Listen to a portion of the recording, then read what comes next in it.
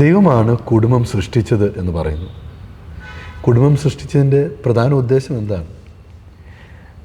ദൈവമാണ് കുടുംബം സൃഷ്ടിച്ചത് എന്ന് ബൈബിൾ പറയുന്നു. പക്ഷേ അതിലേക്ക് നോക്കുന്നതിന് മുമ്പ് ആളുകൾ പലരും അവർക്കൊരു കുടുംബം വേണം എന്ന് ചിന്തിക്കുന്നതിൻ്റെ കാരണത്തെക്കുറിച്ച് ചിന്തിക്കുന്നത് നന്നായിരിക്കും. വളരെ വിചിത്രമാണ്. ചില ആളുകൾ വിവാഹം കഴിക്കുന്നത് പണത്തിന് വേണ്ടിയാണ്. ചിലർ കല്യാണം കഴിക്കുന്നത് സമൂഹത്തിലൊരു സ്റ്റാറ്റസ്, സോഷ്യൽ സ്റ്റാറ്റസിന് വേണ്ടിയാണ്.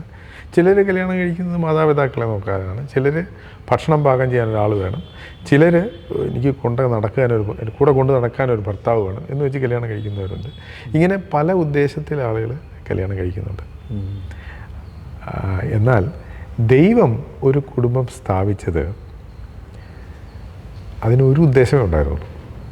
ആ ഉദ്ദേശം ദൈവം മനുഷ്യനെ സൃഷ്ടിച്ചപ്പോൾ മനുഷ്യൻ ഏകനായിരുന്നു. ഉൽപ്പത്തി പുസ്തകത്തിൽ സൃഷ്ടിച്ചതിന് ശേഷം ഉണ്ടായ കാര്യത്തെക്കുറിച്ച് നമ്മൾ വായിക്കുന്നുണ്ട്. ദൈവം അന്ന് ഭൂമിയിലുണ്ടായിരുന്ന എല്ലാ മൃഗങ്ങളെയും മനുഷ്യൻ്റെ മുമ്പിലൂടെ നടത്തി. അപ്പോൾ ആ മൃഗങ്ങളെയെല്ലാം മനുഷ്യൻ നോക്കിയപ്പോൾ എല്ലാ മൃഗങ്ങളും ആണും പെണ്ണുമായിട്ടാണ്, ഇണയായിട്ടാണ് നടക്കുന്നത്. എന്നാൽ ഈ മൃഗങ്ങളിലൊന്നും മനുഷ്യന് കമ്പാറ്റബിളായിട്ടുള്ള എന്ന് വെച്ചാൽ മനുഷ്യൻ്റെ കൂടെ അവൻ്റെ തുണയായിട്ട് ഇരിക്കാൻ പറ്റുന്ന ഒരു മൃഗവും ഇല്ലായിരുന്നു. അപ്പോൾ ഞാനിത് പറയുമ്പോൾ ചില വർഷങ്ങൾക്ക് മുമ്പ്, ഒരു 30 വർഷത്തിലധികം മുമ്പ്, മാഡ് എന്ന് പറഞ്ഞൊരു കാർട്ടൂൺ മാസികയുണ്ട് അമേരിക്കയിൽ. അപ്പോൾ അതിൽ അവരിങ്ങനെ എല്ലാ കാര്യങ്ങളെക്കുറിച്ചും തമാശയായിട്ട് എഴുതും, പടങ്ങളും വരയ്ക്കും. അപ്പോൾ ദൈവം മനുഷ്യനെ സൃഷ്ടിച്ചു, അത് കഴിഞ്ഞ് സ്ത്രീയെ സൃഷ്ടിച്ചത് എന്തുകൊണ്ടാണെന്ന് അവരുടെ ഒരു എക്സ്പ്ലനേഷനുണ്ട് കാർട്ടൂണായിട്ട്. അപ്പോൾ ദൈവം മനുഷ്യനെ സൃഷ്ടിച്ചു, അതിന് മൃഗങ്ങൾ ഓരോന്നും ഇങ്ങനെ എൻ്റെ മുമ്പിൽ കൂടെ പോവുകയാണ്. 2 ദിവസം കഴിഞ്ഞ് ദൈവം വന്നപ്പോൾ മനുഷ്യൻ ഒരു പട്ടിയുടെ മുഖത്തോട്ട് നോക്കി ഇങ്ങനെ ഇരിക്കുകയാണ്. എന്നിട്ട് ഇങ്ങനെ ഈ ലവ് സൈൻ ഉണ്ടല്ലോ, ഹൃദയത്തിൻ്റെ പടം, അതിൻ്റെ കൂടെ ഒരു ആരോ പോകുന്നൊരു പടം. അപ്പോൾ ഇവനിങ്ങനെ നോക്കിയിരിക്കുന്നത് കണ്ടപ്പോൾ ദൈവം പെട്ടെന്ന് ഒരു സ്ത്രീയെ ഉണ്ടാക്കി എന്നാണ് പറയുന്നത്. കാര്യം അതൊരു തമാശ ആണെങ്കിലും അതിലൊരു വാസ്തവമുണ്ട്. മനുഷ്യൻ ഈ ഭൂമിയിലുള്ള എല്ലാ മൃഗങ്ങളെയും കണ്ടു, എല്ലാ മൃഗത്തിനും അതിൻ്റെ സ്വഭാവം അനുസരിച്ച് പേര് വിട്ടു.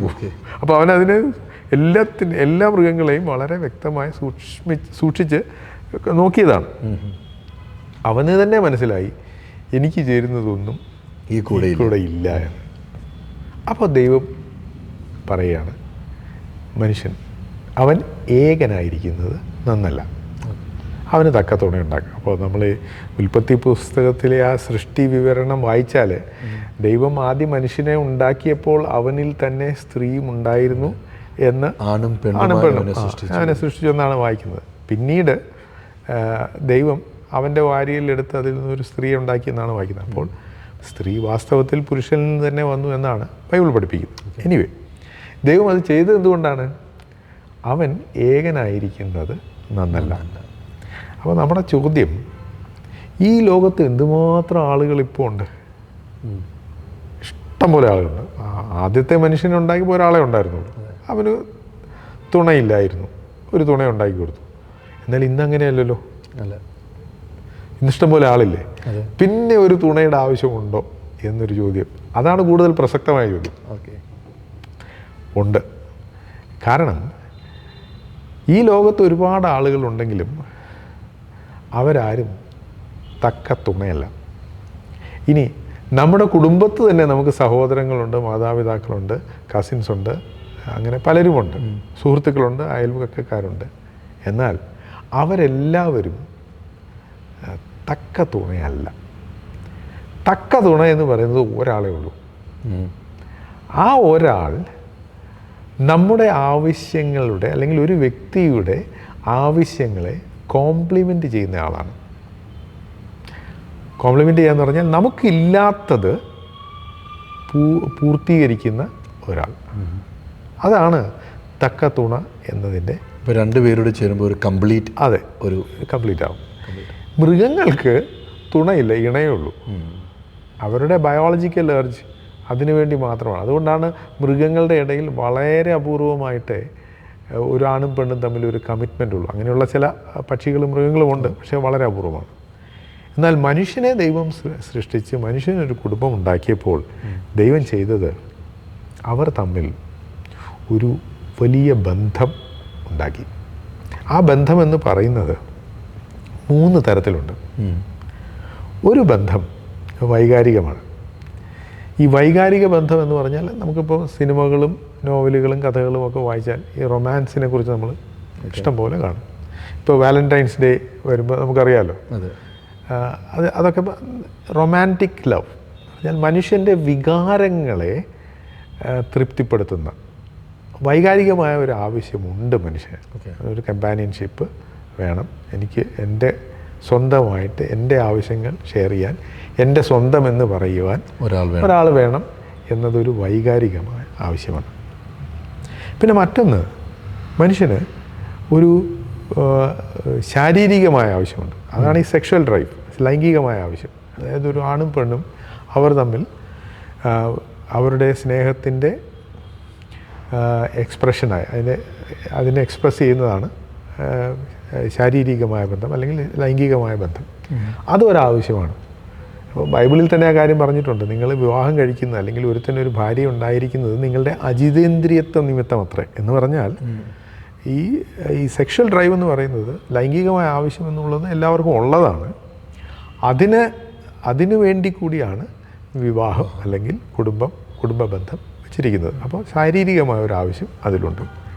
ഇനി ഇതിലെല്ലാം ഉപരി ആത്മീയമായ ഒരു ആവശ്യം കൂടി ഇതിലുണ്ട്. അതെന്താണെന്ന് വെച്ചാൽ, ദൈവം മനുഷ്യനെ തൻ്റെ സ്വരൂപത്തിൽ സൃഷ്ടിച്ചു എന്നാണല്ലോ. അപ്പോൾ ദൈവത്തിൻ്റെ സ്വരൂപം എന്ന് പറഞ്ഞാൽ എന്താണ്? ഇതിൽ ഒരല്പം വേദശാസ്ത്രം അടങ്ങിയിട്ടുണ്ട് എന്ന് വേണമെങ്കിൽ പറയാം.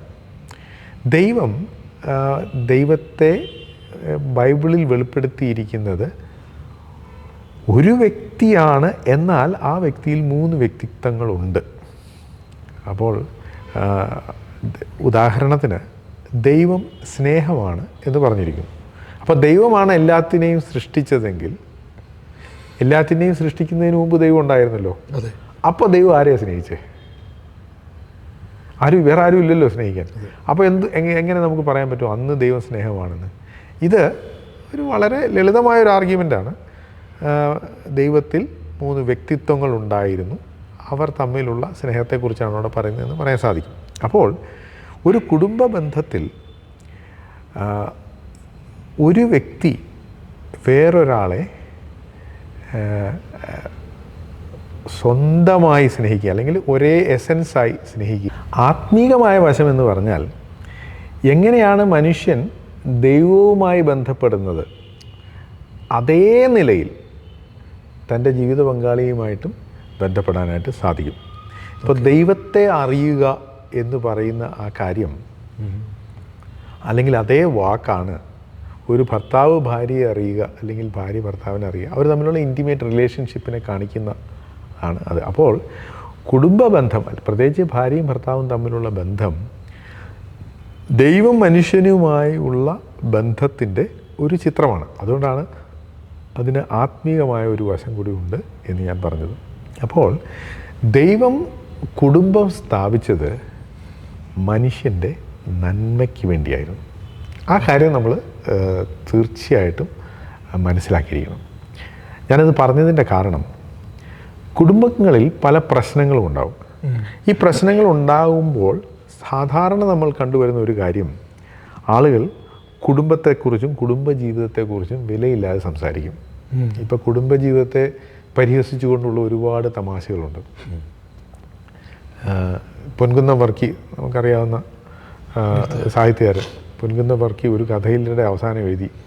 അത് കഥ ഇങ്ങനെ അവസാനിപ്പിക്കുന്നത്, വിവാഹിത നിനക്കിനി നരകമില്ല എന്നൊക്കെ പറഞ്ഞ്. അപ്പോൾ വിവാഹ ജീവിതത്തെ അവർ പരിഹസിക്കുകയാണ്. കാരണം പല പ്രശ്നങ്ങളുണ്ട്, എന്തിനാണ് ഇത് ഈ ഒരു മരണം എന്ന നിലയിൽ പല ആളുകളും അതിനെ കാണുന്നുണ്ട്.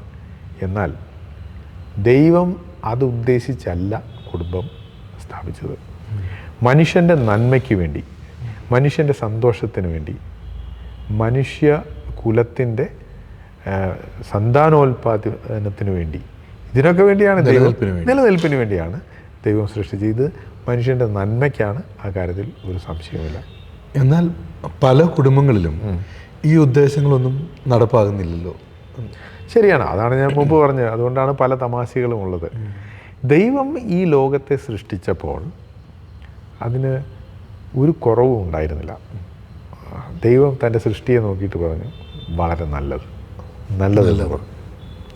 മനുഷ്യൻ്റെ സൃഷ്ടിയെക്കുറിച്ചും ദൈവം നല്ലതെന്ന് പറഞ്ഞു. മനുഷ്യൻ ഏകനായിരിക്കുന്നത് നല്ലതല്ല എന്ന് പറഞ്ഞു. അപ്പോൾ അതിന് ഒരു കമ്പാനിയനെയും ഉണ്ടാക്കി കൊടുത്തു. എന്നാൽ നമുക്കറിയാം, ഇന്ന് ലോകത്തിൽ പല കാര്യങ്ങളും നല്ലതല്ല, പല കാര്യങ്ങളും ശരിയായിട്ടല്ല നടക്കുന്നത്. ലോകത്തിൽ പല പ്രശ്നങ്ങളുമുണ്ട്. എവിടെയാണ് ഈ പ്രശ്നങ്ങളുടെ തുടക്കം? ആ കാര്യവും ബൈബിളിലെ ആദ്യത്തെ പുസ്തകമായ ഉൽപ്പത്തി പുസ്തകത്തിൽ നമുക്ക് കാണാം. അവിടെ കാണുന്ന ഒരു കാര്യം, ദൈവം മനുഷ്യന് കൊടുത്തിരുന്ന ഒരു നിബന്ധനയുണ്ടായിരുന്നുള്ളൂ. ഒരു നിബന്ധന. അത് മനുഷ്യൻ അനുസരിച്ചില്ല. അവനത് അനുസരിക്കാഞ്ഞത് മൂലം ദൈവം അവന് നൽകിയിരുന്ന പല അനുഗ്രഹങ്ങളും ഇല്ലാതെയായി. ഉദാഹരണത്തിന്, ദൈവം മനുഷ്യനെ സൃഷ്ടിച്ചത് ഒരു പൂന്തോട്ടത്തിൽ അതിൻ്റെ കാവൽക്കാരനായി, ആ പൂന്തോട്ടം ആസ്വദിക്കുവാൻ വേണ്ടിയാണ്. ഏദൻ തോട്ടം എന്നാണ് പറഞ്ഞിരിക്കുന്നത്. എന്നാൽ ദൈവത്തെ അനുസരിക്കാത്ത മനുഷ്യൻ തോട്ടക്കാരനല്ല, മറിച്ച് കഷ്ടപ്പെടുന്ന ഒരു കൃഷിക്കാരനായി മാറി. ആ നന്മകളൊന്നും, അതിൻ്റെ നന്മകളൊക്കെ ഇല്ലാതെയായി. ദൈവം മനുഷ്യന് കഴിക്കുവാൻ വേണ്ടി പല നല്ല ഭക്ഷണങ്ങളും തോട്ടത്തിലുണ്ടാക്കി. എന്നാൽ ആ ഭക്ഷണങ്ങൾ പലതും മനുഷ്യന് നല്ലതല്ലാതെയായി തീർന്നു. ഇതിൻ്റെയൊക്കെ കാരണം മനുഷ്യൻ ദൈവത്തെ അനുസരിക്കാതിരുന്നത് കൊണ്ട്. ഉൽപ്പത്തി പുസ്തകത്തിൽ നമ്മളിങ്ങനെ വായിക്കുന്നു, നിന്റെ നിമിത്തം, അതായത് മനുഷ്യൻ്റെ നിമിത്തം, മനുഷ്യൻ്റെ തെറ്റ് നിമിത്തം ഭൂമി ശപിക്കപ്പെട്ടിരിക്കും. അപ്പോൾ ഈ ഭൂമിയിൽ ഉണ്ടായിരുന്ന പല നന്മകളും വികലമായിപ്പോയി, മനുഷ്യൻ്റെ അനുസരണക്കേട്. അപ്പോൾ ആ കൂടെ അവൻ്റെ കുടുംബജീവിതത്തിനും വലിയ പ്രശ്നങ്ങളുണ്ടായി. അതിൻ്റെ ഐഡിയലായിട്ടുള്ള, അല്ലെങ്കിൽ ഏറ്റവും നന്നായി ദൈവം ഉദ്ദേശിച്ച നിലയിലുള്ള ആ ഒരു എഫക്റ്റ് ഇല്ലാതെയായി. അതുകൊണ്ടാണ് ദൈവം മനുഷ്യനോട് ചോദിച്ചു, ഞാൻ ചെയ്യരുത് എന്ന് പറഞ്ഞ ആ കാര്യം, ആ പഴം പറിച്ച് നീ തിന്നത് എന്തുകൊണ്ടാണ് എന്ന് ചോദിച്ചപ്പോൾ ആദാം, നീ എന്നോട് കൂടെ ഇരിക്കാൻ തന്ന ഈ സ്ത്രീ എന്നാണ് പറയുന്നത്. അതിനു മുമ്പ് എൻ്റെ അസ്ഥിയിൽ നിന്ന് അസ്ഥിയും എൻ്റെ മാംസത്തിൽ നിന്ന് മാംസവും എന്നൊക്കെ പറഞ്ഞ് വലിയ കവിതയൊക്കെ പറഞ്ഞ ആളാണ്.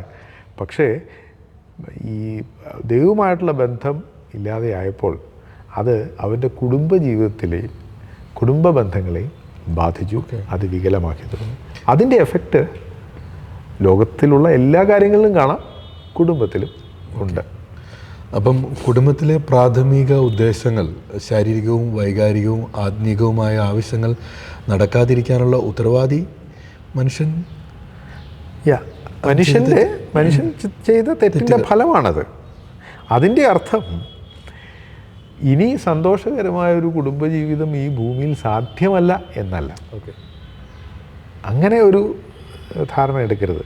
ഇനി കുടുംബജീവിതമേ സാധ്യമല്ല, എല്ലാ കുടുംബങ്ങളും നശിച്ചു പോകും എന്ന് ചിന്തിക്കരുത്, പ്രശ്നങ്ങളാണ് എന്ന് ചിന്തിക്കരുത്. കാരണം ദൈവം മനുഷ്യൻ അനുസരണക്കേട് കാണിച്ചപ്പോൾ, എന്നാൽ ഇനി അതോടെ മനുഷ്യൻ്റെ കഥ തീർന്നു, ഇനി അവനെ കൊണ്ട് ഒരു കാര്യം ചെയ്യാൻ സാധിക്കില്ല എന്ന് പറഞ്ഞ് അതെ, പടിയടച്ച് പിണ്ഡം വെക്കുകയല്ല ദൈവം ചെയ്തത്.